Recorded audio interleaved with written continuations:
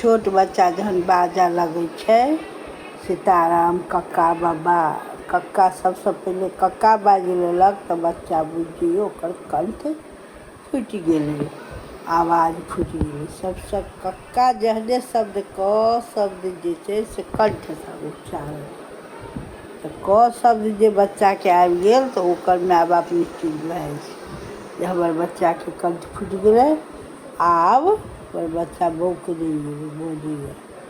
तकरा बाद सीताराम साते भक्तु, तऽ ई सब पढ़ाबऽ लागल तऽ साते भक्तु जे हमसब पढ़ै छलिए से कहै छै साते भक्तु सुप्रीता वासनिक वीरेन तपसो लब्धो जाया कौश पतिपति।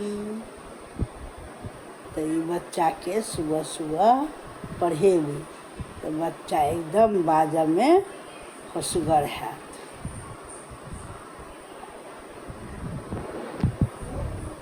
3 बेरके जरूर पढ़ा देबै साते भक्तु।